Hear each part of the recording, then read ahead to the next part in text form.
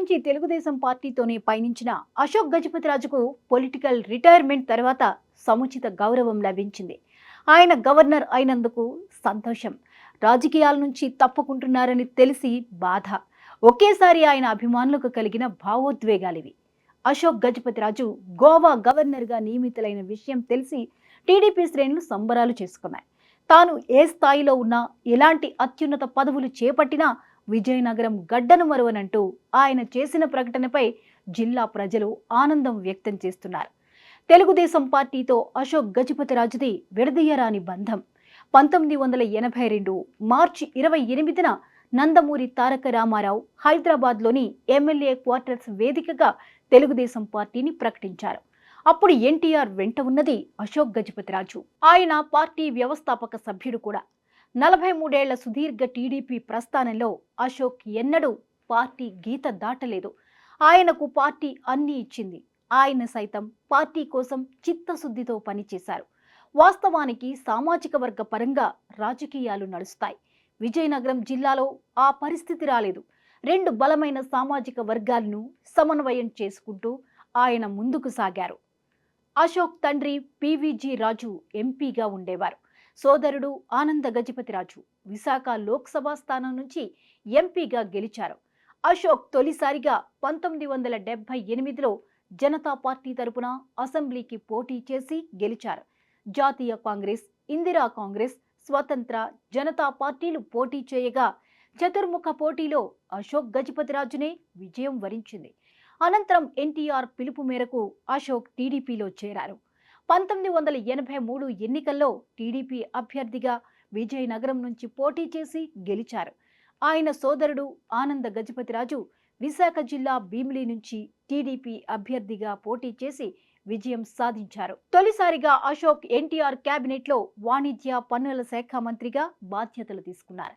1985 ఎన్నికల్లో తిరిగి టీడీపీ అభ్యర్థిగా విజయం సాధించి వాణిజ్య పన్నుల శాఖ మంత్రిగా పనిచేశారు.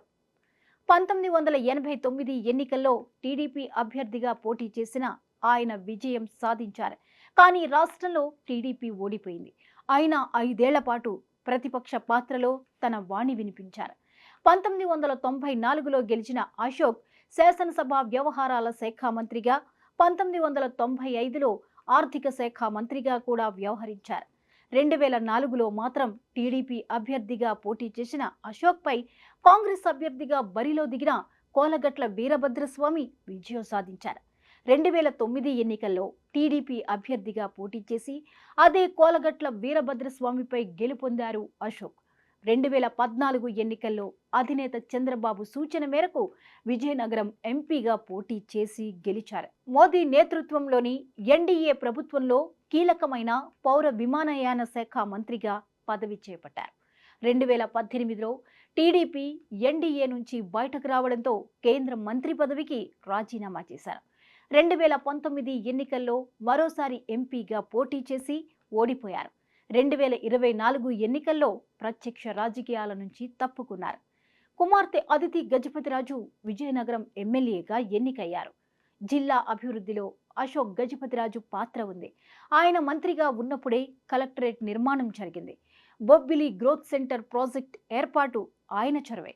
1995లో ఎన్టీఆర్ ప్రజల వద్దకు పాలనా కార్యక్రమాన్ని మొదలుపెట్టారు. ఆ సమయంలో అశోక్ విన్నపంతో రాష్ట్ర మంత్రివర్గంతో పాటు యంత్రాంగం జిల్లాకు వచ్చింది. బహిరంగ ప్రదేశంలోనే శాఖల వారీగా సమస్యలను, విన్నపాలను ప్రజల నుంచి తీసుకున్నారు. విజయనగరంలో సంతకాల వంతెనగా పిలిచే ఎత్తురాళ్ల బ్రిడ్జ్ అశోక్ చొరవతోనే నిర్మితమైంది. నగరంలో ట్రాఫిక్ సమస్య పరిష్కారం కోసం 8,000 మందితో సంతకాలు చేపట్టి కేంద్రానికి పంపడంతో ప్రభుత్వం స్పందించింది. విజయనగరంలో ఎత్తైన బ్రిడ్జ్ నిర్మాణం జరిగింది. అశోక్ గజపతిరాజు విజయనగరం మండలం ద్వారపూడిని దత్తత తీసుకున్నారు.